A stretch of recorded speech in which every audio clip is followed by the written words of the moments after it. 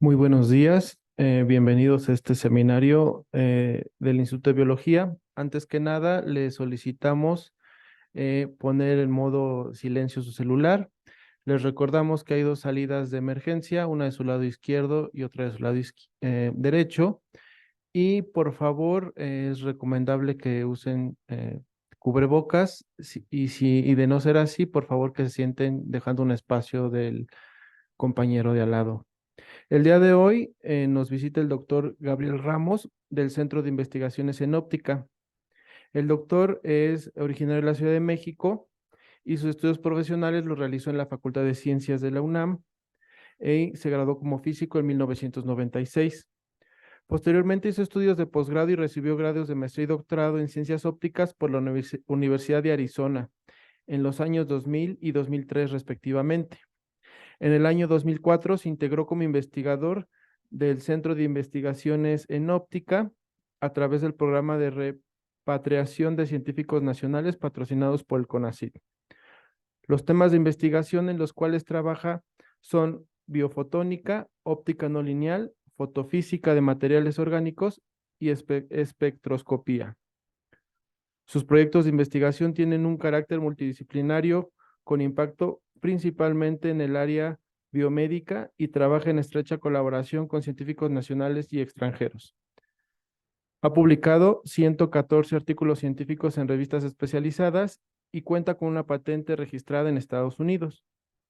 Es árbitro regular de artículos científicos en revistas de alto factor de impacto en el área de materiales optoelectrónicos, fotónicos, óptica y dispositivos orgánicos.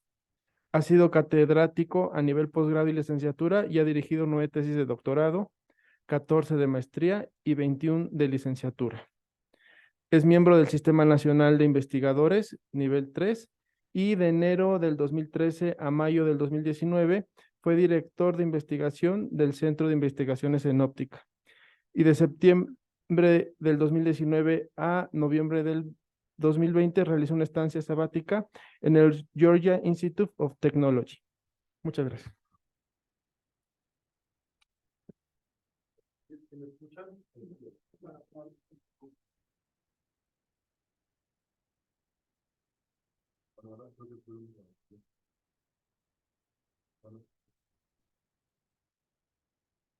Bueno, creo que aquí sí me escuchan. Bueno, pues muchas gracias por la presentación. Es un placer estar aquí en la universidad. Este es realmente un campus muy bonito. Yo estudié aquí en la Facultad de Ciencias, entonces siempre que regreso, pues es un placer. Y hoy les quiero hablar de luminiscencia en alacranes, ¿sí? La emisión de luz desde la perspectiva de la física. Entonces voy a tratar de dar algunos preceptos o conceptos de la física y tratar de ligarlo con cosas que los biólogos saben más. Bueno, pues muchas gracias a Daniel López, que es el postdoctorante que ha hecho muchos de los datos que voy a presentar, y también a Edmundo González, que es quien, pues, el biólogo que nos ha pues, orientado en hacer este trabajo en la parte biológica. Bueno, yo vengo de un centro de investigación de CONACYT, de estos CPIs que tiene el CONACYT, el Centro de Investigaciones en Óptica. El CIO está en la ciudad de León, en Guanajuato, ¿sí? Tiene 44 años, 43 años desde que fue fundado. La misión del centro es realizar investigación, formación de recursos humanos y divulgación de la ciencia en el campo de la óptica, ¿sí? Esa es básicamente nuestra misión. La óptica regularmente la gente pues lo liga o está asociada con esto, ¿no? Con los anteojos, pero la óptica en realidad es una rama de la física, sí, que tiene que ver con el estudio de la luz, con la radiación electromagnética. Entonces, cuando decimos radiación electromagnética, la radiación electromagnética es un ente físico y los seres humanos y algunos entes biológicos perciben esta radiación y la percibimos como luz. Entonces hay que tener mucho cuidado. Entonces, esta plática le voy a dar dos vertientes, una desde de la luz emitida en los alacranes como radiación electromagnética, así como la estudiamos, y la otra como emisión de colores, cosas que tienen que ver con la visión, ¿sí? Que son dos cosas diferentes. Bueno, entonces la óptica está muy relacionada con eso regularmente. La gente piensa que es lentes, pero en realidad la óptica es mucho más. En el CIO elaboramos alrededor de 60 investigadores. Hay más de 40 laboratorios. El CIO ha crecido mucho. Las líneas de investigación son en fibras ópticas, láseres, nanofotónica, óptica no lineal, metrología, ingeniería óptica. Bueno, si las digo así, pues obviamente no, quizá no suene mucho a qué se refiere uno, ¿no? Pero bueno, son disciplinas diversas digamos que trabajamos en el CIO. Y bueno, quizá esta que yo les mencionaba anteriormente, esta de aquí, tiene que ver con un pedacito de la ingeniería óptica, ¿sí? Pero es un pedacito muy chiquito. Bueno, en realidad la óptica está presente en toda nuestra vida, todos los días. El hecho es de que pues, la percepción que tenemos del mundo es visual, es a través de la luz, es a través de nuestros ojos. Todo lo que alcanzamos a concebir, digamos, en términos de abstracciones, en términos de lenguajes, pasó por la luz, ¿sí? Vemos los objetos cuando empezamos a hablar. Si nuestra mamá nos dice la casa, pues vemos la casa, ¿no? O sea, vemos el objeto. Entonces, la óptica no solo está presente porque vemos el mundo a través de la visión, sino porque hay una serie de desarrollos tecnológicos que convivimos con ellos, ¿no? Por ejemplo, el control remoto utiliza luz infrarroja, la instrumentación óptica. Aquí puse ahora que tuvimos el problema del COVID. Bueno, pues los sensores de oxígeno fueron muy importantes. Este es un sensor muy, muy sencillo, pero hay mucha instrumentación óptica de punta que ayuda a los médicos a resolver problemas, a hacer diagnóstico, a hacer terapia, etcétera. Los láseres, sí, que están en todas partes. Hoy estoy dando una plática con el apuntador, es un láser. Las pantallas, sí, esta tecnología de pantallas planas que ya nos inundó, ya la vieja tecnología de las televisiones, esas grandotas que eran una pantalla en vacío con haz de electrones, pues ya quedó atrás y ahora usamos este tipo de cosas.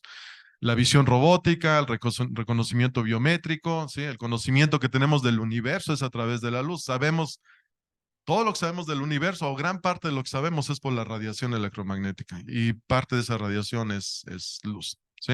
Entonces, no sabríamos lo que sabemos de las estrellas, de las galaxias, del origen del universo, de nuestro propio sistema solar, si no fuera por la luz. Las pantallas flexibles, en fin, hay un gran desarrollo de tecnologías. Por ejemplo, esta de aquí, la iluminación. Pues cuando empezó la iluminación con velas, la vela es un proceso, resalto este caso de iluminación porque intervienen procesos físicos. Detrás de eso, de la emisión de luz, hay un proceso físico. Entonces, originalmente, pues, hacía una combustión, ¿no? Y uno generaba luz. Luego llegan las bombillas, ¿sí? Que conducen una corriente eléctrica a través de un cable muy, muy delgadito, se calienta el cable y se emite luz. Luego llegamos a los fósforos y actualmente al estado sólido. O sea, detrás de eso hay un desarrollo muy, muy grande de materiales, de procesos físicos que se tienen que entender. Bueno, ¿por qué menciono todo esto? Bueno, pues porque el problema de los alacranes tiene que ver con eso. Entonces, cuando empezamos a trabajar en esto, es porque en León es un lugar semiárido, es relativamente caliente comparado con la Ciudad de México, y hay muchos alacranes. Entonces, este fenómeno de luminiscencia en León lo conocemos bien, y desde que yo entré a trabajar en el CIO lo veíamos en el Museo del CIO, lo ponen como una curiosidad, y era eso, mucho tiempo fue una curiosidad, hasta que un día decidimos en la tesis de maestría de Daniel López, mi estudiante, ahora postdoctorante, el doctor Daniel López, decidimos estudiar esto desde el punto de vista de la física, ¿sí? Por ejemplo,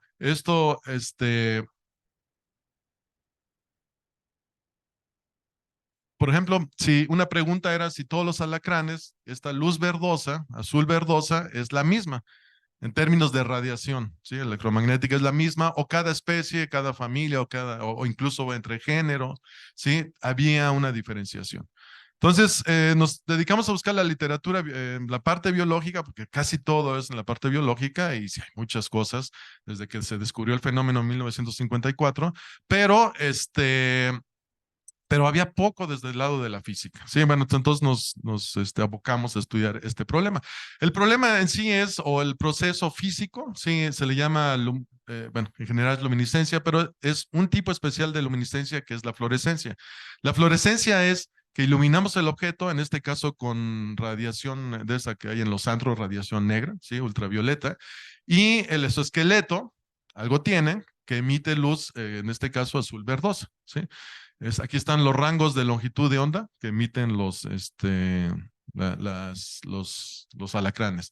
Bueno, entonces la luminiscencia se refiere a la emisión de luz a partir de estados, esto es física, es así, muy brevemente lo voy a comentar. La luminiscencia se refiere a la emisión de luz a partir de estados electrónicos excitados, ¿sí? Ya sea en átomos, cristales, moléculas, etcétera, etcétera. Esto significa que el alacrán algo tiene que si es capaz de emitir luz, es porque un electrón fue excitado de un estado basal a un estado excitado. Y cuando pues, no puede permanecer ahí indefinidamente. Cuando regresa el electrón a su estado basal, emite un fotón, emite luz. Y este es el proceso, es fotoluminiscencia.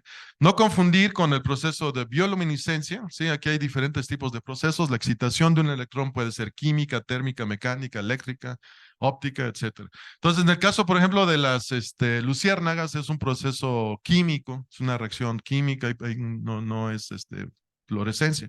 Entonces ahí suceden cosas y debido a un proceso químico se emite luz. Esta tecnología de iluminación que tenemos actualmente es electroluminiscencia. Tenemos un material por el cual conducimos una electricidad, los electrones se excitan y bueno, cuando se desexcitan generan luz. Sí, estos son los diferentes procesos. Bueno, a nivel muy básico en este modelo del átomo de Thomson, el proceso de absorción y emisión y de fluorescencia se entiende así. Las moléculas que tienen el exoesqueleto del alacrán, cuando no están iluminados, viven en un estado basal, ¿sí? No están excitados. Cuando llega la radiación, los electrones brincan a un estado excitado y ahí permanecen un ratito. ¿Cuánto tiempo? Bueno, pues son procesos físicos, también hemos estudiado eso. Y ya, pasado un tiempo, que es un tiempo en realidad muy breve, ¿sí? De nanosegundos, de billonésimas, de milésimas de una micra de segundo, el electrón regresa y emite un fotón. Y esto es lo que está pasando en el cuerpo del alacrán. Sí, bueno. Entonces, eso es lo que nosotros hacemos, pero la realidad es más compleja. Fíjense que esto es un átomo. Pero lo que el alacrán tiene en su esqueleto no son átomos, son moléculas, y moléculas muy, muy diversas, ¿no?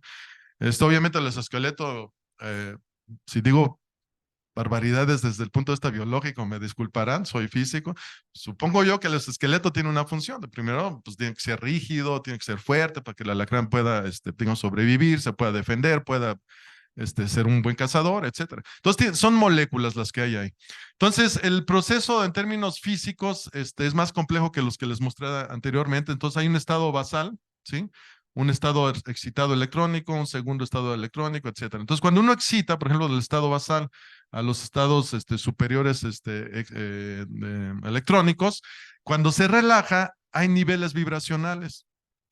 Esto quiere decir que a diferencia de los átomos, que cuando se relajan los electrones emiten luz, en las moléculas no solo pueden emitir luz, también la energía absorbida se puede transmitir al medio en forma de calor.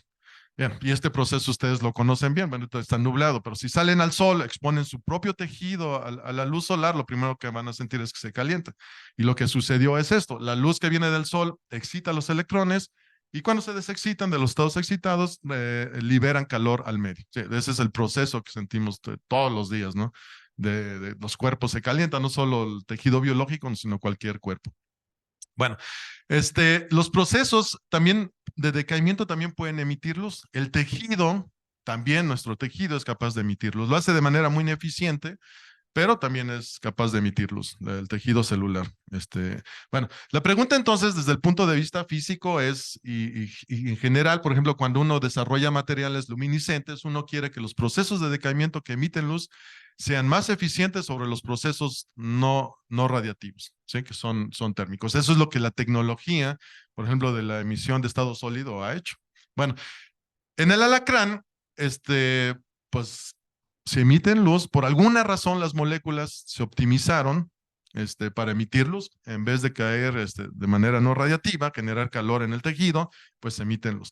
Ahora, esto es un accidente de la evolución, hay una razón biológica, pues eso sí es difícil para nosotros contestar, por eso estamos trabajando con Edmundo, pero lo que estamos haciendo es estudiar todo este proceso desde la perspectiva de la física, ¿sí?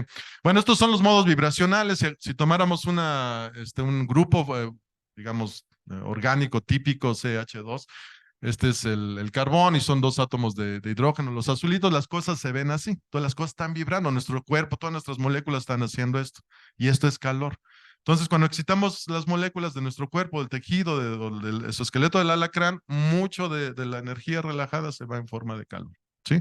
Y otra parte se va en forma de luz. Entonces, la pregunta es, ¿por qué al alacrán le gusta emitirlos? Puede ser una curiosidad o puede tener una razón biológica. Bueno, esto ustedes lo saben mejor que yo. En el caso de los alacranes, pues su color, ¿sí? Bajo la iluminación blanca, la iluminación del sol, pues está ajustada o está adaptada, es una adaptación al entorno, ¿sí? Pues eso lo sabemos bien. Los alacranes regularmente son amarillos, ¿sí? Pálido a negro, pero pues está diciendo Daniel que hay también albinos, ¿no? Algo vamos a conseguir unos, y los que viven en las cuevas donde hay luz, pues, creo que no tampoco tienen color, ¿sí? Entonces, esta adaptación al sustrato nosotros también la estamos estudiando. O sea, cómo el alacrán se adapta al sustrato desde el punto de vista óptico es un estudio que también estamos haciendo y les voy a mostrar alguna información más tarde. Bueno, ¿cuál es el contexto físico en el que se da este proceso de emisión de luz del alacrán? O sea, desde la perspectiva puramente física, no biológica. Bueno, el sol es el ente, digamos, que está ahí suspendido, ¿sí? Que es el que está emitiendo la luz que llega e ilumina el alacrán. Entonces, si el alacrán, por alguna razón, su esqueleto emite luz y tiene una razón biológica, tiene que estar asociada al sol, porque la luz que va a excitar, ultravioleta, que va a excitar el esqueleto del alacrán, proviene del sol, ¿sí? Y hay de dos posibilidades. O esto sucede en el día, que es cuando la luz es más intensa, o sucede en la noche. Y en la noche la única luz que hay disponible es la de la luna, y cuando más luz hay en la noche, pues cuando hay luna llena. Entonces, muchos de los estudios que hemos hecho ahora son, que está haciendo Daniel, es simular condiciones de luna llena en el laboratorio, iluminar los alacranes y ver cómo es la luminiscencia. Bueno, entonces, la potencia es grande, son 1000 watts por metro cuadrado. Si no tienen una idea de esto en realidad es mucha, mucha potencia que hay. O sea, imagínense, pues los focos regularmente son de unos cuantos watts, aquí son 1000 watts. Y el sol regula, pues, lo que sabemos en la primaria, ¿no? Regula absolutamente todo, el ciclo del agua, el ciclo de las estaciones. Y en términos de visión, regula una cosa que es muy interesante y que a veces reflexionamos poco. Regula cómo se ve el entorno. Por ejemplo, nuestro entorno regularmente es verde, ¿no? O sea, no es casual. No es casual que sea verde por razones biológicas y no es casual que sea verde por la luz que tenemos disponible del sol, ¿sí? O sea, no es casual. Bueno, entonces, nosotros vemos la realidad así. Cuando el alacrán florece, pues, lo vemos azul verdoso, pero eso no significa o que un ratón, una vez vi un programa de que un ratón comía un alacrán, no significa que el ratón lo vea así, no significa que un pájaro lo vea así, no significa que todos los especímenes que existen en la naturaleza y que pudieran interaccionar con el alacrán lo vayan a ver así como nosotros no lo vemos, ¿eh? Ahí quiero hacer esa aclaración. Bueno, entonces el color resulta que es un proceso físico de interacción de radiación, esa cosa que les llamo yo que es un ente físico, radiación electromagnética, con el ente. Y el ente puede ser, pues, un ente biológico. Entonces, desde el punto de vista físico, pues esto es una onda electromagnética, es un campo magnético y eléctrico que está oscilando y que se va propagando, ¿sí? La distancia que hay entre dos crestas le llamamos longitud de onda, ¿sí? Entonces, eso es la radiación electromagnética. Pero la luz es una pequeña parte del espectro electromagnético que llamamos luz, y si este fuera todo el espectro electromagnético, que en términos físicos está determinado por frecuencia, longitud de onda, eso es una cantidades físicas, ¿sí? Hay una pequeña región que nuestro ojo puede ver, y eso es a lo que le llamamos luz. Y bueno, y luego decimos cosas que son realmente subjetivas, ¿no? Esto es una definición radiométrica, es una cantidad física. Entonces, nosotros hemos trabajado con cantidades físicas para estudiar al alacrán, estudiar su color en el sustrato donde vive y estudiar la emisión del alacrán desde el punto de vista físico. Pero la realidad es que también es muy interesante y mucha gente, se podría obtener mucha información si lo hacemos desde la subjetividad de la visión. Porque al final de cuentas, si la emisión de luz tiene una función, debe tener una función a través de la visión, ya sea pues, del entorno biológico, de otro animal, de un depredador o de una presa. Y bueno, hay estas cosas que es una cosa realmente subjetiva, o sea, lo que es el violeta, el azul, el verde, esas no son cantidades físicas, son denominaciones subjetivas, ¿sí? que usamos, pero que son muy útiles. En realidad, el espectro del Sol es algo así. El Sol es una cosa que los físicos llamamos cuerpo negro, que su superficie está alrededor de 6.000 grados Kelvin, 6.000 grados centígrados. Y debido a esta temperatura de su superficie, el espectro, ¿sí? Esta es la intensidad de radiación electromagnética versus la longitud de onda, está dada por esta curva. Y este pedacito de aquí es el que nosotros podemos ver, ¿sí? Fíjense que el alacrán, entonces, si fuera iluminado en el día y tuviera una razón, sí, una razón biológica la fluorescencia, absorbería este pedacito azul ultravioleta y emitiría luz aquí, ¿sí? Nada más que hay un problema. El entorno también es verde. O sea, si el alacrán emite luz verde, el problema es que el entorno también es verde. Entonces, ese tipo de preguntas que nos hemos hecho Daniel y yo, no las hemos encontrado en la literatura biológica. A veces, pues, obvias razones, pues, es una perspectiva diferente. Entonces, ese tipo de cosas que hemos venido estudiando. Bueno, lo que se ha hecho el contexto de los estudios biológicos, lo que se ha hecho es estudiar la visión del alacrán y lo que se ha encontrado es que tiene dos picos de sensibilidad, uno a 509 y otro a 371. Ambos picos coinciden con dos características que tiene el alacrán. Una es que esta longitud de onda está dentro del rango donde el alacrán emite. Y la otra, esta de aquí, es justo donde el alacrán tiene un pico de reflexión y es justo donde también absorbe la radiación para generar fluorescencia, ¿sí? También se han hecho otros estudios donde se ha visto que la locomoción de los alacranes disminuye ante la presencia de luz verde y luz ultravioleta. Bueno, entonces, hipotéticamente, una vez, aquí está la referencia, entonces, hipotéticamente lo que pudiera suceder es que el cuerpo del alacrán, sus ocelos y todo su esqueleto, pudiera ser sensible a la radiación UV. Y que cuando absorbe radiación UV, emite fluorescencia y esa radiación de fluorescencia al propio alacrán le permite tener como un mecanismo de sensado que pudiera funcionar, por ejemplo, para encontrar refugio, ¿sí? Si el alacrán se esconde debajo de una piedra, pues evita la radiación UV y emita la fluorescencia. O sea, es el tipo de cosas, de hipótesis que han existido en la literatura. Suenan lógicas a través de este tipo de descubrimientos, pero el problema desde la óptica es que hay que medirlo. Hay que ver que si esto es cierto, ¿no? O sea, si el alacrán, por ejemplo, absorbe radiación UV y luego emite fluorescencia, y esta fluorescencia él mismo es capaz de detectarla, y es por eso a través de ese mecanismo encuentra refugio. El problema es que no estamos encontrando que también en el entorno hay luz verde, pues simplemente reflejada por las plantas, por el sustrato, ¿sí?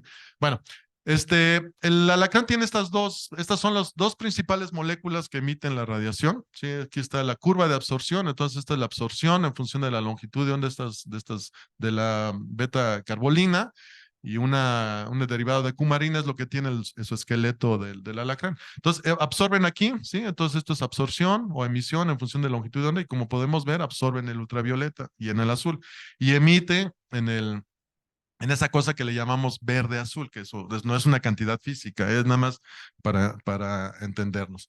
Bueno, también se ha encontrado que la fluorescencia está relacionado con este proceso, sí, bueno, ustedes deben de conocer más esto que yo, sí, con el cambio en muda de la epidermis de los alacranes. Entonces, bueno, si es así, una posible razón de la fluorescencia es que en todo este proceso, químico o de muda química de todo que implica este proceso, pues estos colorantes sean un subproducto. Y entonces la fluorescencia simplemente es un subproducto, una casualidad de este proceso, ¿sí? Esa es otra posibilidad. Bueno, entonces, ¿qué hemos hecho? Hemos medido la reflectancia y la fluorescencia del exoesqueleto del alacrán desde una perspectiva física, ¿sí? Espectroscópica, y bueno, usando también procesamiento de imágenes. ¿Cómo voy con el tiempo? Ay, caray, voy lento, bueno, es que tengo mucho material. Bueno, entonces, esto lo hicimos con especímenes vivos bajo todos los, aquí Edmundo nos asesoró bien para hacerlo todo bajo regulaciones, la recolecta y todo eso, ¿sí? Entonces ha sido un trabajo multidisciplinario muy bonito. Y bueno, estudiamos 75 especímenes en 4 familias, géneros y 24 especies, ¿no? Entonces, esto permitió hacer desde el punto de vista de la óptica, digamos, sacar unas conclusiones muy interesantes. Esta es la cámara de iluminación que usamos para iluminar los alacranes con luz blanca y con luz ultravioleta. En la luz blanca, la idea es como si lo iluminara el sol, ¿sí? Simulamos una cámara de iluminación y esto es luz blanca, es como si fuera el sol. En estos primeros estudios no nos fijamos tanto en la intensidad, sino simplemente en el espectro. Simulamos que esto fuera el contenido espectral del Sol, pero no en la intensidad. Hasta recientemente hemos trabajado en la intensidad para simular lo que es un Sol. Bueno, y también del lado de la luz ultravioleta, lo iluminamos con luz ultravioleta exclusivamente y lo que recolectamos es fluorescencia. Esto lo hicimos a través de imágenes.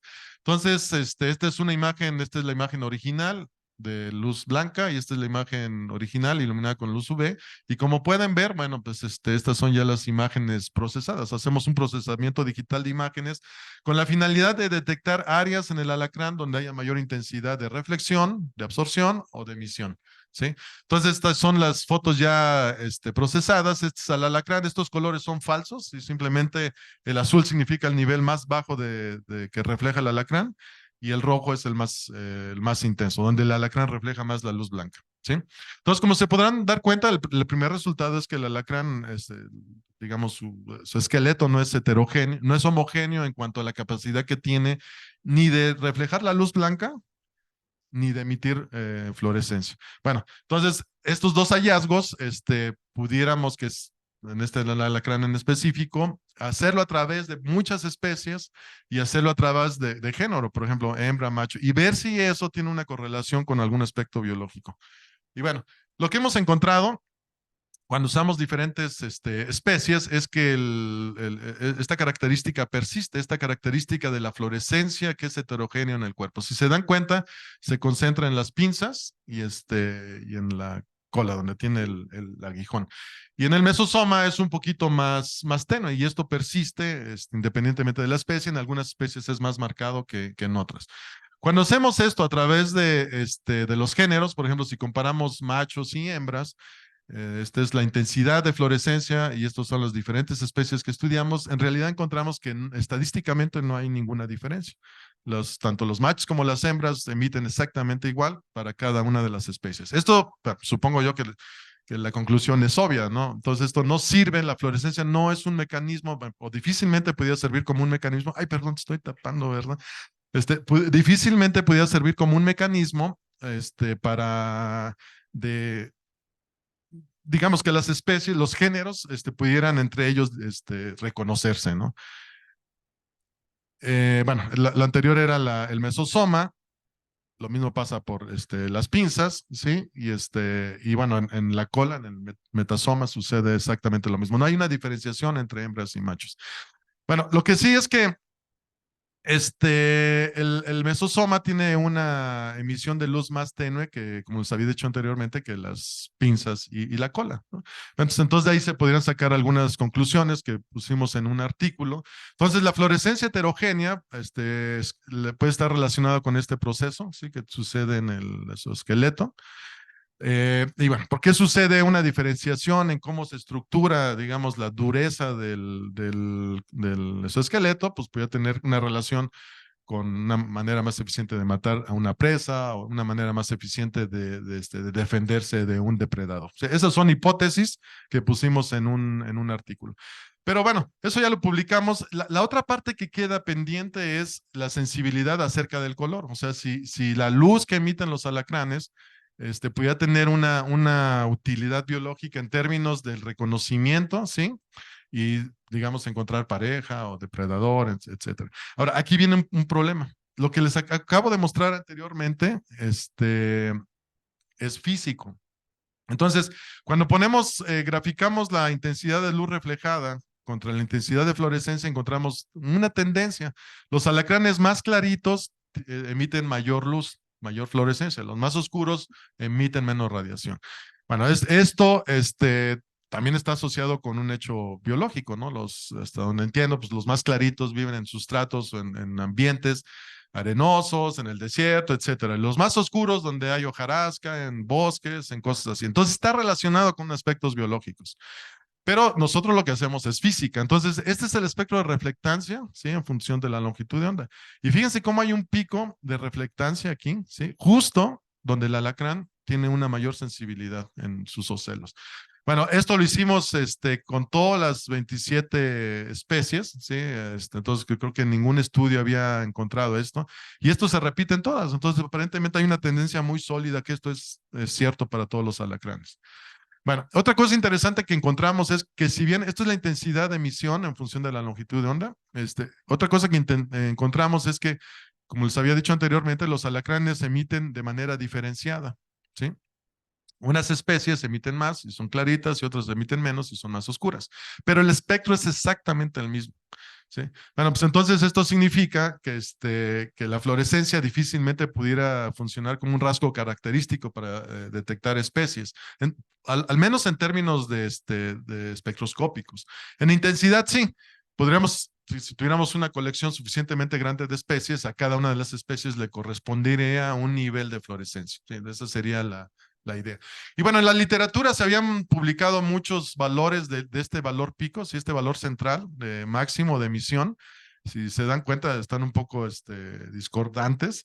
Pero bueno, nosotros lo que encontramos es que cuando se hace el estudio de manera sistemática desde el punto de vista de la física, no hay duda que esto no es cierto. Entonces, lo que pasó es que muchos estudios de la parte biológica se publicaron, se reportaban picos de emisión, pero no están contrastados de manera sistemática con otras especies, lo hacían con un alacrán, y si el equipo estaba mal calibrado o había problemas ahí diferentes experimentales, pues se reportaban este tipo de valores que no parecían tener sentido. Pero nosotros encontramos que todas las especies emiten exactamente igual. Y bueno, eso tiene sentido, ¿no? Pues si el alacrán, los responsables de la emisión son dos moléculas, pues las moléculas no deben de cambiar, o sea, su capacidad de emisión no debe de cambiar en función de digamos, estén en una especie o en otra. No sé cómo ando de tiempo, porque siento que se voy bien, porque falta bastante. Bueno, entonces, de manera de conclusión, la fluorescencia, se estudian 75 especímenes. Entonces, los alacranes, como les decimos en el laboratorio con Daniel, los güeritos emiten más y los que no son güeritos emiten menos fluorescencia, ¿sí? Esto debe de depender de la cantidad de melanina, porque la cantidad de melanina también puede bloquear cómo absorbe. Bueno, entre mayor melanina, pues mayor cantidad de luz se absorbe. Pero curiosamente, los alacranes que más luz absorben son los que menos emiten luz, ¿sí? Entonces, eso es algo interesante. Puede haber moléculas no identificadas que emitan exactamente igual como lo hacen las otras dos moléculas que les mostré, y eso puede dar una emisión diferenciada. También puede ser que la concentración de los fluoróforos, de estas dos moléculas que les mostré, se esté diferenciada en los alacranes, y eso sea una razón. Ahora, ¿por qué sucede eso biológicamente? Bueno, pues es algo que tenemos que investigar. Nosotros simplemente desde el punto de vista de la física estamos dando digamos, los elementos cuantitativos para demostrar que así es. Bueno, también lo hicimos espectroscópicamente, no solo con procesamiento de imágenes.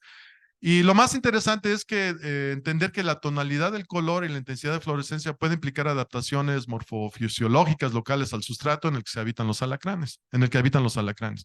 Entonces, para todo esto, el alacrán, los estudios los habíamos hecho sin sustrato, o sea, esa palabra se la copié a Edmundo. O sea, lo poníamos en una cajita de Petri y lo iluminamos y ahí tomamos la foto, ¿no? Entonces, hasta que nos dimos cuenta que lo que teníamos que hacer era poner al alacrán en un ambiente que simulara su sustrato.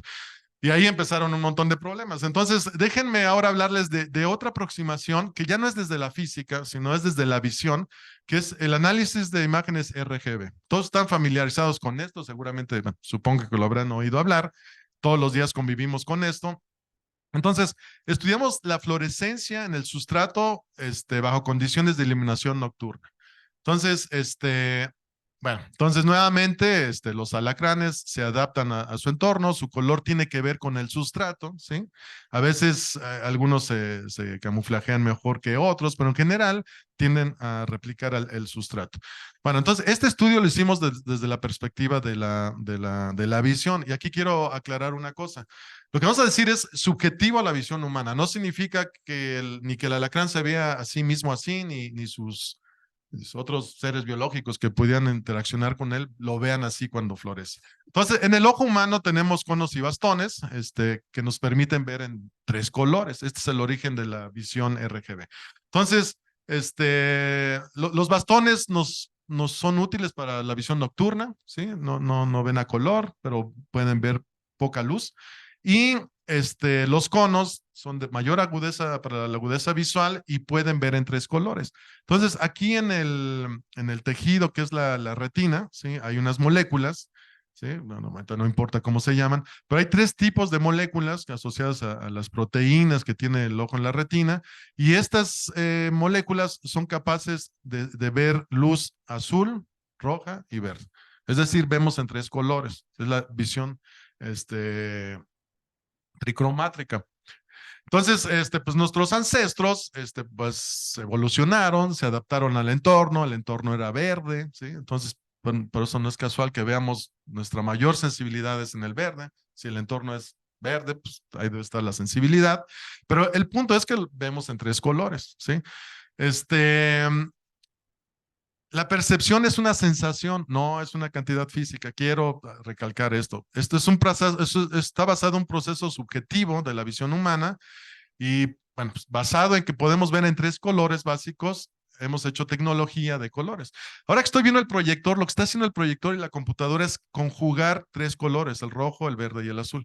Entonces, la computadora lo que hace es a cada uno de estos colores le asigna un valor entre 0 y 255. Por ejemplo, si tengo un rojo muy intenso, es 255. Si tuviera ausencia de rojo, este sería 0. Tengo 0, en segunda columna es el verde y la tercera es el azul. Cuando tengo el verde, tengo 0 de rojo, el máximo de verde y 0 de azul. Y bueno, pues lo mismo para el azul. ¿Qué pasa? Aquí puedo ir desde 0 a 255, ¿sí?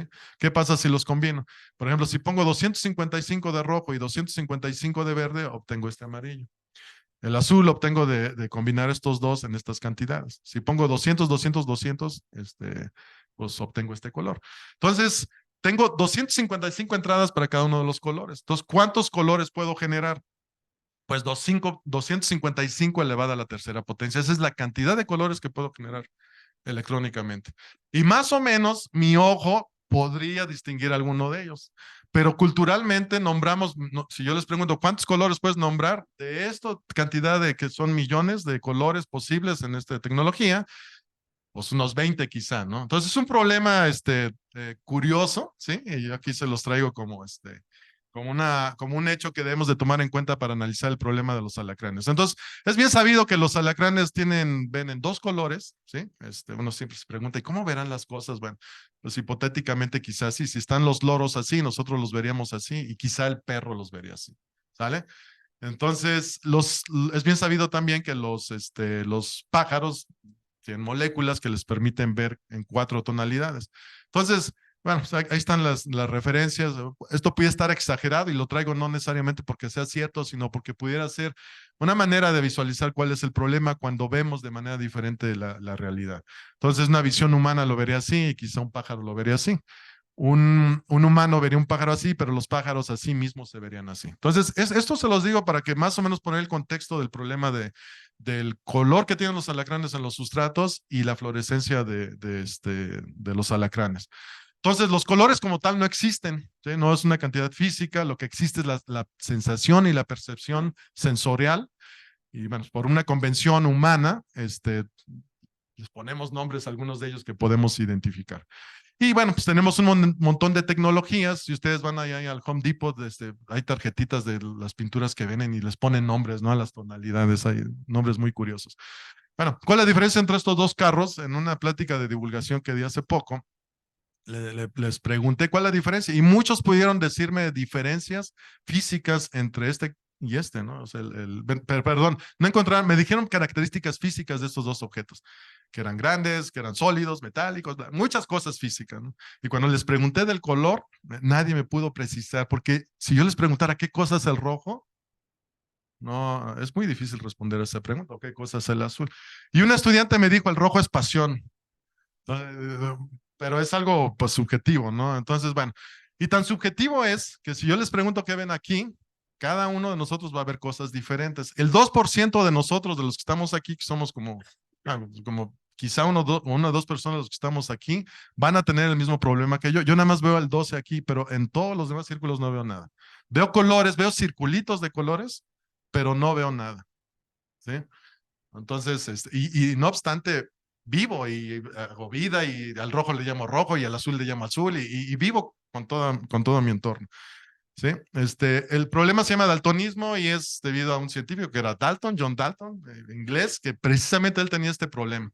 ¿Sí? Bueno, entonces, ¿cuál es el problema con los alacranes? Entonces, si la fluorescencia de los alacranes tuviera una funcionalidad biológica, lo primero que tendríamos que saber es si en la noche él mismo es capaz de detectar esta radiación de fluorescencia o otro espécimen biológico vivo. Entonces, en la noche, pues está la mejor posibilidad es que tengamos luna llena.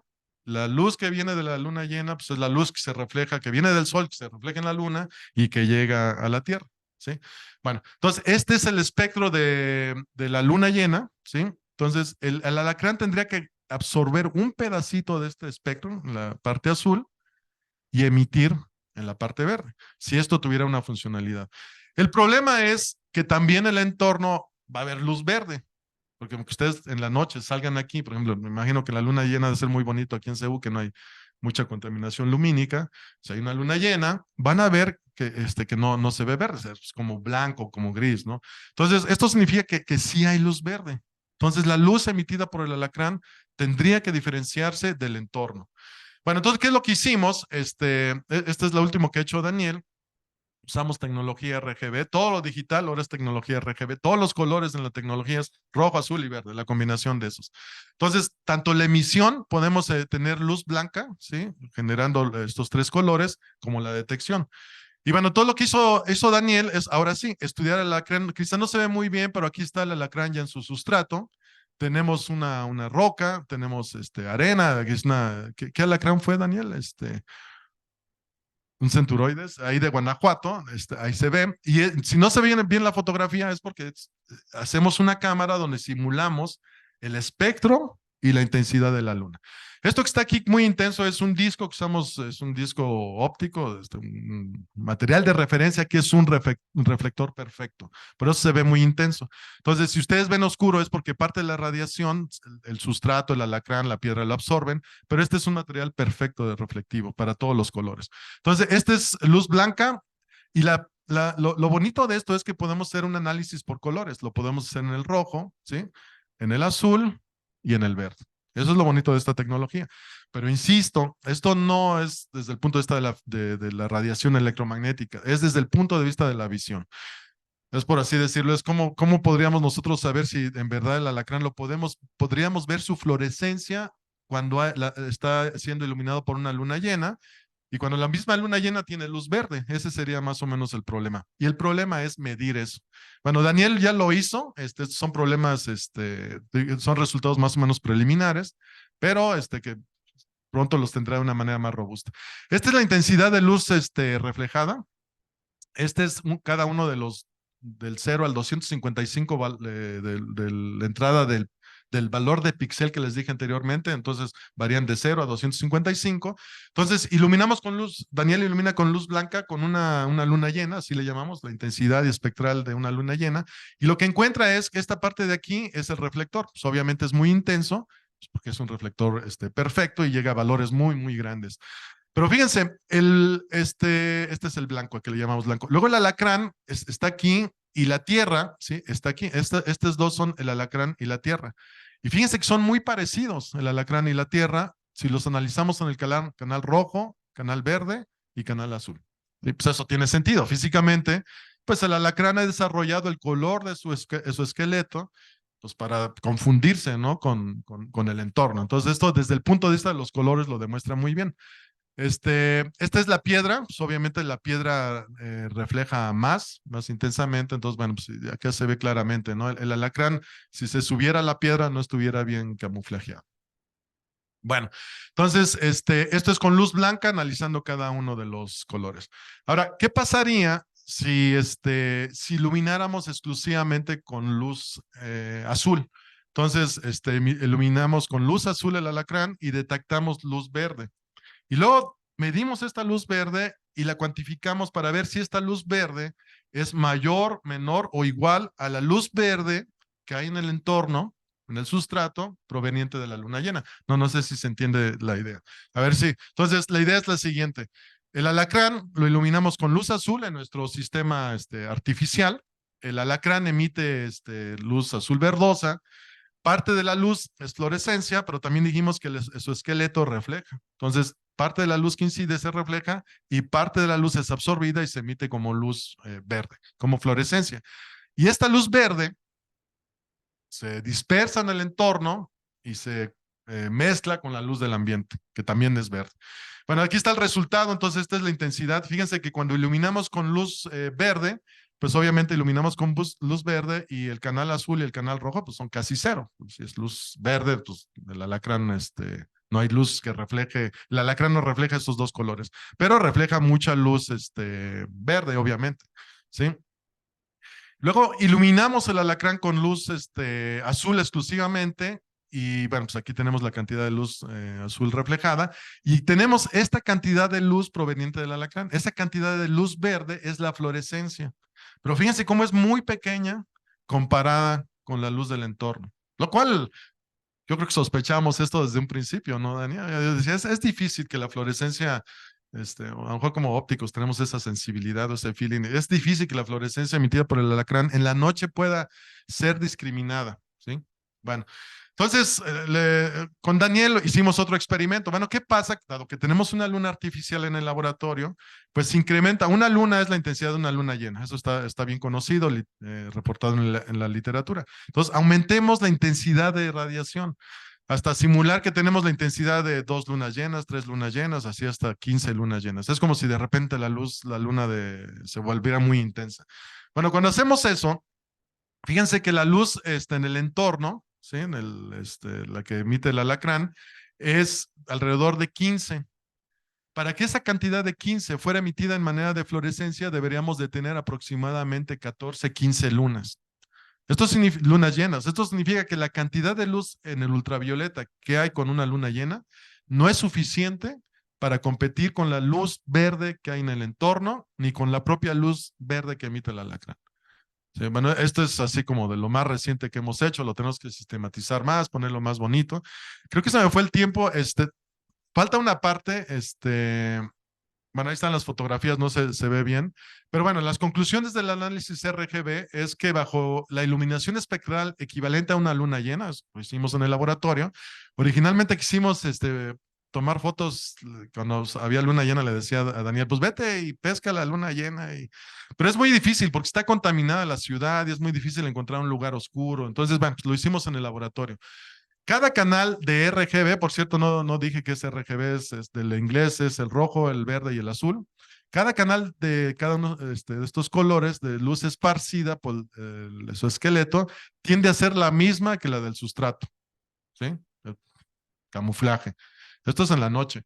La radiación verde esparcida por su esqueleto y el sustrato es mayor que la fluorescencia, es lo que acabo de comentar hace ratito. La luz esparcida azul es incluso mayor que la fluorescencia. Y para que pudiéramos obtener una fluorescencia igual a la luz verde esparcida por el alacrán, tendríamos que tener una intensidad de luz de 15 lunas, lo cual obviamente no sucede. Sería muy bonito ver un espectáculo así, pero no sucede. La fluorescencia del alacrán bajo iluminación nocturna es muy tenue, lo que implica que difícilmente pudiera tener un rol biológico significativo. Bueno, lo escribí ayer, pero bueno, pues, ¿qué le pongo? Ahorita Daniel me estoy adelantando quizá, pero bueno, ese es como son datos recientes, pongo eso. Bueno, yo me gustaría parar aquí porque ya llevo hablando mucho tiempo. Falta una parte que tenía que ver con la naturaleza que ustedes conocen bien, que tiene que ver, cada uno de los colores que tienen los insectos obedece un proceso físico diferente. Y hay uno que se llama polarización. Y también hemos hecho estudios de polarización en los alacranes. Entonces ya les mostré el efecto de reflectancia. El cuerpo actúa como un mal espejo y refleja luz, como un espejo absorbedor que excita los electrones de sus moléculas en el exoesqueleto y emite luz. ¿Sí? Y hay otro proceso que el alacrán también, la forma de su esqueleto es diferenciado en función de las especies. Eso lo hemos visto y estamos estudiando esto. Un efecto en las mariposas es muy típico, el efecto de la polarización y algunos insectos. Pero bueno, me gustaría terminar aquí y me voy a saltar esta parte simplemente para saltarme hasta todas estas matemáticas, física. Bueno, hay unas conclusiones ahí, ya no las voy a decir. Simplemente agradecer a Edmundo, ¿sí? Que él nos ha orientado en la vida esta. Dale, publicamos con aspectos biológicos y fue un buen reto hablar, plantear las ideas ahí en el artículo. Y bueno, lo que hemos trabajado ha sido un reto y con Edmundo ha sido más fácil. Y bueno, pues, pongo esto porque sí sé que el uso de las especies es, merece un respeto, ¿no? También. Gracias.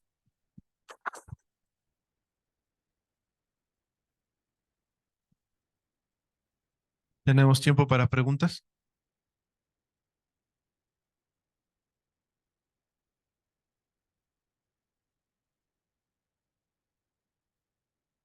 Hola, excelente seminario. Aprendí un montón de cosas que tal vez debería saber sobre los alacranes, pero bueno, tengo dos preguntas, una más biológica que la otra. Creo que tú mostraste en la primera parte como varias líneas de evidencia que sugieren que la fotoluminiscencia puede que no tenga tanto valor biológico, al menos para los alacranes, ¿sí? Am, y me parece muy interesante lo que pues nos mostraste de que es posible que sea una casualidad o una consecuencia de la oxidación de la cutícula, no sé si esa es la palabra correcta, pero de algún cambio en la cutícula, ¿verdad? Y entonces se me ocurre si sería posible tal vez usar alacranes en colecciones biológicas que sean viejos. No sé si no sé si los alacranes muertos bioluminescen o bueno, reflejan, pero de pronto los ejemplares de colecciones que sean bien antiguos, a ver la quitina si sigue iluminando. Y otra cosa que me preguntaría, digamos, para seguir rodeando esto de que el valor biológico de este fenómeno sería qué tan extendida es en los arácnidos, ¿no? Por ejemplo, el grupo hermano de los escorpiones, no sé quién es, las arañas, las garrapatas, ok, lo hacen o no lo hacen, ¿no? Sí, eso es todo. Sí, Buena charla, gracias. sí, gracias. Bueno, muchos alacranes, cuando los analizamos están muertos, porque a veces los encontramos allá en León es muy común en los laboratorios encontrar los muertos y los usamos y sí, pues se secan, pues obviamente la humedad desaparece del cuerpo, pero la molécula son moléculas que permanecen mientras el alacrán no se descomponga completamente, los pigmentos, los fluoróforos las dos moléculas que les mostré están ahí en el tejido y siguen floreciendo. Entonces, ese es un hecho. Pero bueno, también está que esto creo que merece más estudios, digamos, correlacionar la intensidad con todo este proceso, estudiar la dureza, el grosor. Yo evito usar términos, si se dan cuenta, a propósito lo hice biológicos porque para que se denote que no sé. Entonces, así no, las preguntas las manejo mejor. Entonces, el grosor del tejido, yo le llamo tejido epidermis, el grosor, la dureza, etcétera. Hay cosas ahí que le dan la dureza, no las moléculas que florecen, ¿no? Son otras cosas las que le dan la dureza. El color, la melanina. Entonces, hay muchas cosas ahí y todas esas en conjunto determinan la intensidad de radiación. ¿Por qué un alacrán tiene más melanina que otro? ¿Por qué su cutícula puede ser más gruesa? ¿Por qué más blanda? Todo eso pues, son aspectos biológicos que sí merecen un estudio todavía más profundo. Nosotros nos hemos abocado simplemente a la parte física y bueno, pues hemos planteado aquí una serie de hipótesis. La otra pregunta de que si hay otras, algo otros, las arañas pueden emitir fluorescencia. En estricto sentido, cualquier cosa emite luz. O sea, el proceso que yo les puse hasta nuestro propio tejido, ahorita hablamos con un compañero del proceso de bioimágenes, nosotros otros proyectos que tenemos, que es, dejen encontrar una foto aquí.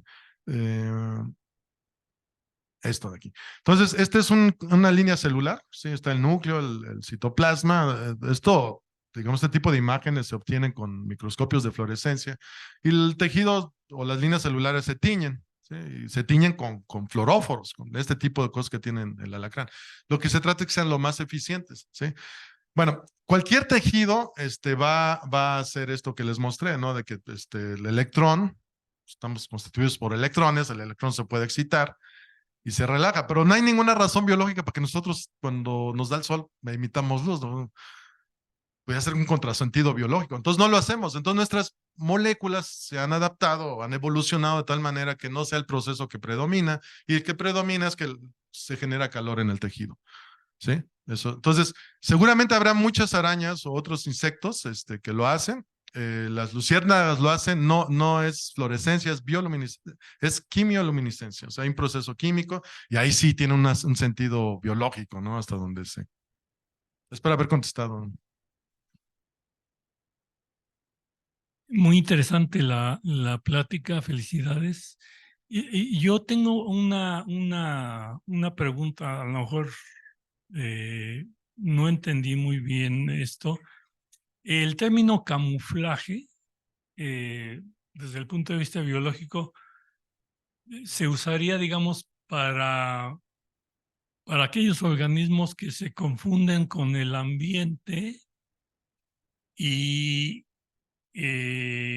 digamos, de alguna manera se asemejan al color del entorno y eso les da una ventaja, digamos, en contra del depredadores, etcétera, etcétera.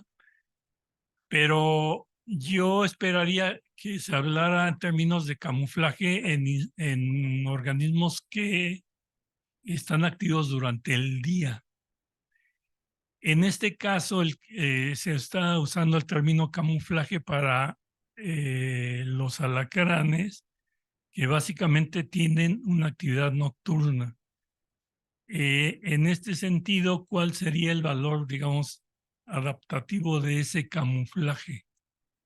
Sí, biológicamente, yo creo que ustedes saben mucho más de eso que yo. Yo acá lo pongo simplemente como un hecho físico que yo observo, que veo que, por ejemplo, llega la luz de la luna y la reflectividad del cuerpo del alacrán es la misma que la del sustrato. Uno pudiera ver que son muy diferentes, pero en realidad en términos de colores, de rojo, por lo menos en términos de visión humana, un pájaro podía ver otra cosa, un ratón es un mamífero, podía tener nuestra visión parecida, pero podían ver otra cosa. Por eso yo les dije, esto es la visión humana, es subjetivo y todo eso. Y sí, yo lo puse camuflaje, no necesariamente es así, digamos, en términos estrictos se tendría que hacer un estudio para correlacionar a lo que se le llama camuflaje, estudiar especies y sustratos diversos. Aquí yo nada más puse un sustrato que es o sea, el sustrato que pusimos, Daniel lo recolectó tal cual de donde agarró el alacrán. O sea, es la arena del campo de Guanajuato y lo que encontramos es que refleja igual que su esqueleto. Obviamente la fluorescencia no sería así porque, bueno, pues es con una lámpara muy intensa de radiación UV. Y pues obviamente aquí el alacrán, si la fluorescencia tuviera un sentido de esconderse, pues no sería, no sería el caso. Yo creo que hay que hacer más estudios. Esa parte no la hemos manejado así. Lo que sí hemos hecho es estudiar el color del alacrán con radiación blanca en el sustrato. Ya nomás ponerlo en una cajita de Petri como lo hacíamos antes, aislado de un sustrato, ¿no? Y ahí vamos a tener más información, pero es algo que está en proceso todavía. Sí, gracias. Bueno, felicidades por la exposición, la verdad que está muy interesante. Y yo nada más quería preguntar, que a lo mejor sería más bien una cuestión de que aquí sería con Edmundo. Yo no sé qué relación podría haber entre la toxicidad del alacrán con la fluorescencia, porque normalmente se considera que los alacranes claros son los venenosos, mientras que los negros serían los menos peligrosos, ¿no? Vamos, es lo que se considera, ¿no? Pero entonces no sé si pudiese haber alguna correlación. el proyecto, o sea, pasó de que era una curiosidad que en el CIO siempre hay alacranes y siempre a los niños, les vamos a mostrar un alacrán y los emítelo. O sea, es una curiosidad. Y el primer intento por estudiar esto ya de manera sistemática fue en la tesis del el protocolo, en la tesis de Daniel, que lo que se planteó es cuál era la correlación entre el veneno y la fluorescencia. Esa fue, pero era muy complejo. Nosotros no tenemos capacidad de estar manejando ni extrayendo venenos, ni analizando venenos. Entonces dijimos, pues nos es más fácil analizar la luz. No sé, no tengo la respuesta, pero lo que podría decir es que quizá no hay ninguna relación y la relación más bien es el veneno y el color de su esqueleto. Los más claritos son más activos, necesitan cazar, no sé si eso tenga que ver, pero no necesariamente la fluorescencia. O sea, yo hasta ahora no lo hemos platicado bien con Edmundo y con Daniel, porque cada uno puede tener una sensación diferente. Mi sensación es que la fluorescencia es un accidente. Yo no tengo ningún elemento con todo lo que hemos hecho para decir esto tiene una función biológica. O sea, todo lo que mostré va en contrasentido a la razón biológica, ¿no? Buenos días, muchas gracias por el seminario, estuvo muy padre. Juntar tecnología con procesos biológicos es muy bonito, ¿no? Yo te quería preguntar si alguna vez has metido algún alacrán bajo el microscopio de fluorescencia, porque la pregunta va porque veo que ponen la lámpara UV, ¿verdad? Y únicamente colectan una foto con una cámara digital, ¿no? Codifica RGB. Pero ¿qué pasa si yo analizo esa V con otra V como es un cubo de fluorescencia? A lo mejor ahí podría tener otros espectros de luz, ¿verdad? A los que no estoy teniendo el acceso por no examinarlo con otro sistema óptico que sería este cubo de fluorescencia, y pensando en cualidades visuales de lo que rodea el ambiente del alacrán. No sé si eso podría aportar para alejar de depredadores o no sé, si se ha examinado de esa manera. No lo hemos hecho, pero una idea bueno, que no hemos hecho, Daniel, que también se quedó ahí en el tintero, es no usar microscopía óptica, porque en microscopía óptica lo que uno hace es uno ilumina el tejido y uno ve el tejido tal cual, ¿no? Y si florece, pues no ve la fluorescencia. Digamos, la primera microscopía que se inventó era luz. ¿Es temblor?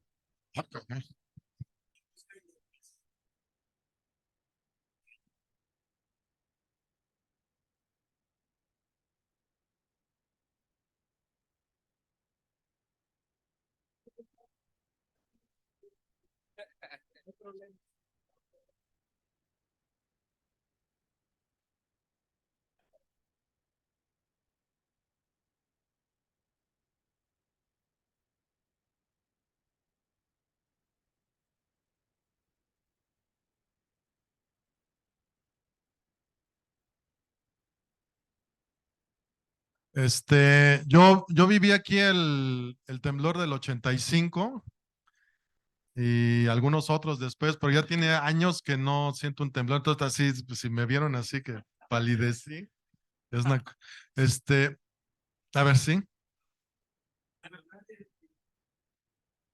Gracias. Perdón, al hablar del microscopio fotónico óptico, me refería a la técnica de iluminación de fluorescencia, ¿no? Que excitas también con una determinada longitud de onda y tienes el mismo fenómeno de regresar un fotón y analizarlo. A eso me refería, Sí, ¿no? sí, la microscopía de fluorescencia, no la hemos hecho tal cual, porque no nos hemos planteado ver el tejido a través de la fluorescencia, digamos, fluorescencia endógena, por así decirla, no el propio tejido floreciendo. Lo que sí una vez le planteé a Daniel, y creo que lo platicamos y se quedó ahí, es hacer otro tipo de microscopía, que es microscopía electrónica.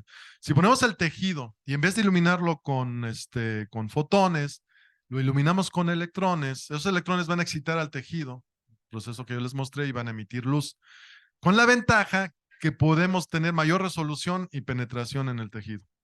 Y entonces eso nos daría, en esta parte que yo les mostraba, bueno, es una cosa que no hemos hecho, es que hay tal cantidad de cosas que por hacer.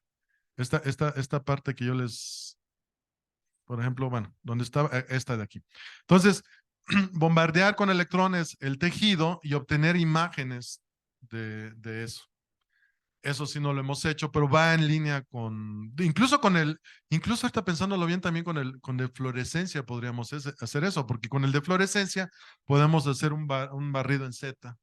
Entonces ahí tenemos el microscopio y podemos hacerlo en infrarrojo para obtener emisión en el visible. Entonces, el CIO tiene buenas capacidades, entonces, pero lo que no tenemos es capacidad biológica, o sea, pues por eso estamos trabajando con Edmund.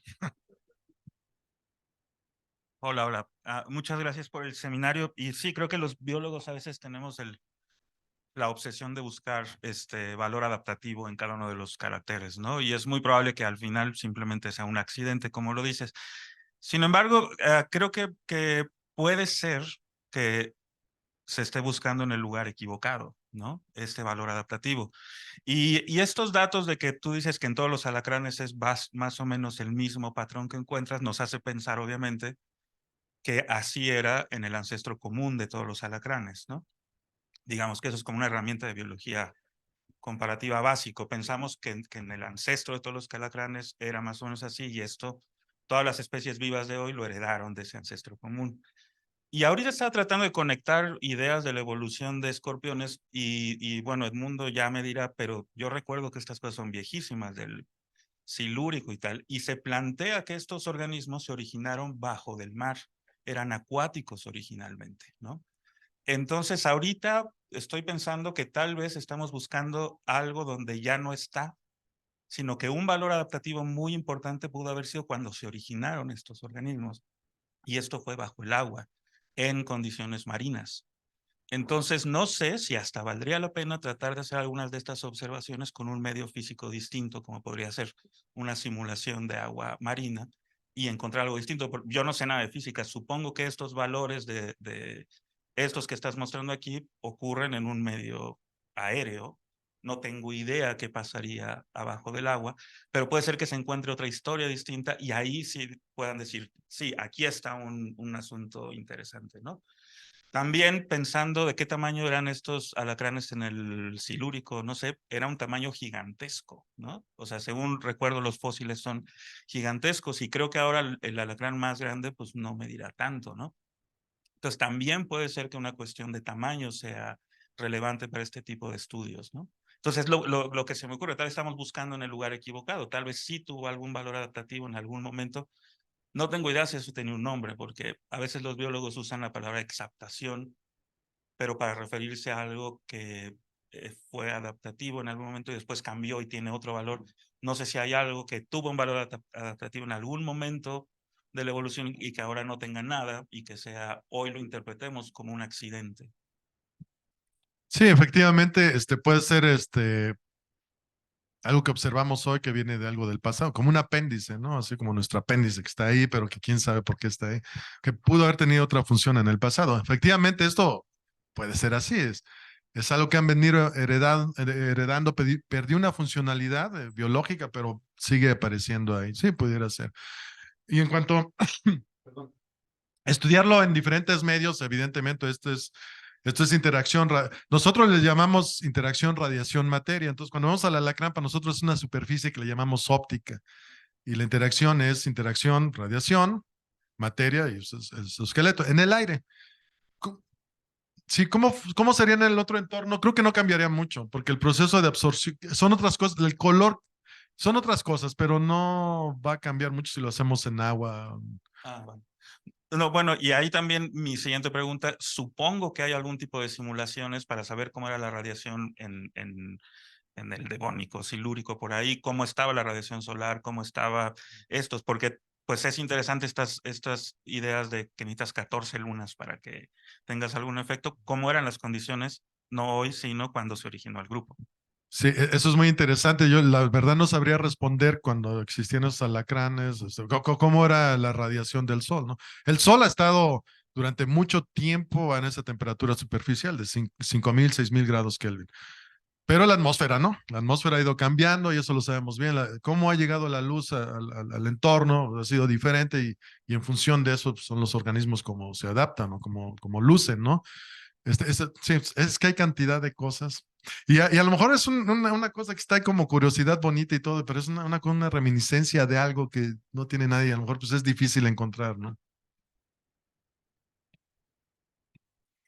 Hola, el trabajo me parece muy interesante y más bien a manera de comentario, les quería decir, yo trabajo principalmente con mamíferos, con murciélagos, y en años muy recientes han salido trabajos que han justo centrado el estudio en bioluminiscencia, porque el primer trabajo que se vio fue en ornitorrinco.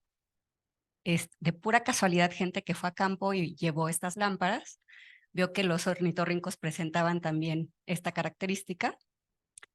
Después se encontró en murciélagos, en varias especies, y entonces hay un trabajo, creo que tal vez les interesaría porque también son nocturnos. Es un grupo muy diferente, pero lo que ellos hicieron es ver esta característica, la vieron filogenéticamente y también la vieron ecológicamente si tenía alguna función.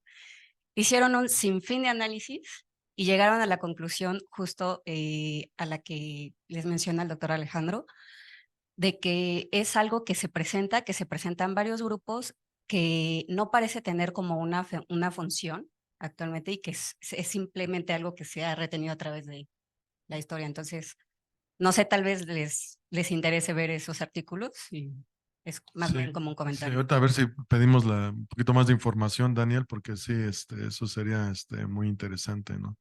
Sí, el problema, digamos, desde la física es que estamos hechos de moléculas. ¿Dónde había puesto esta de la radiación? Oye, que la perdí. Entonces, ¿por qué esto es el diagrama físico? Nosotros al alacrán lo entendemos así, a las moléculas las entendemos así. O emiten luz cuando los electrones decaen, o se relaja en forma de calor. ¿Y por qué sucede una u otra cosa en una molécula que está dentro de un organismo? Debe tener una razón, ¿no? La mayoría de las veces. Y parece que no tiene mucho sentido que todos los seres vivos anden emitiendo luz. Pues no tiene sentido, ¿no? O sea, somos presas fáciles para empezar. Entonces, también hay que tomar en cuenta eso, que como estamos hechos de materia orgánica, en óptica, bueno, en física hay una cosa que es materiales orgánicos conjugados. Hay una característica en las moléculas que favorece los procesos radiativos. Entonces, tampoco nos debe sorprender que haya muchas cosas que emitan luz. Ahora, ¿por qué se puede detectar incluso a ojo, eh, así sin ayuda de un instrumento? Lo primero que uno piensa, eso debe tener una función. Pero igual y no. ¿Sí? Nosotros mismos, nuestro tejido emite luz. Claro que necesitamos un aparato especial para detectarlo, pero nuestros tejidos emiten luz. Bueno, sí, gracias por la acotación. Hola, doctor Gabriel, tengo una duda más que comentario. Es con respecto a la metrología óptica que mencionaba al inicio. Cuando ustedes empezaron a estandarizar los nanómetros a los cuales la luz era absorbida, mostró una imagen de varios alacranes y mencionó que hay estudios que que no eran muy concordantes entre de ellos. Entonces, esta forma de aplicar la metrología, entiendo que también es una forma ya de un proceso estandarizado que se podría aplicar para todos los que estuvieran trabajando, o el equipo que ustedes utilizaron es diferente al cual se puede obtener en otros laboratorios. Ok, no, es una excelente pregunta.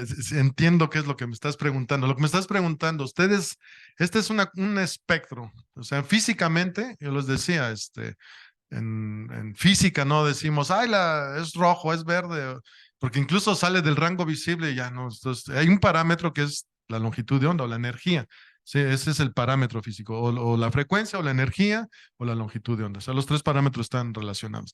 Entonces, los laboratorios de óptica tenemos equipos para medir procesos de absorción, cómo absorbe la materia, cómo emite, cómo refleja. O sea, son diferentes equipos.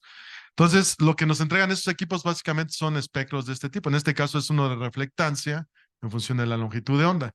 Es un equipo estándar para medir sustancias de cualquier tipo. Okay.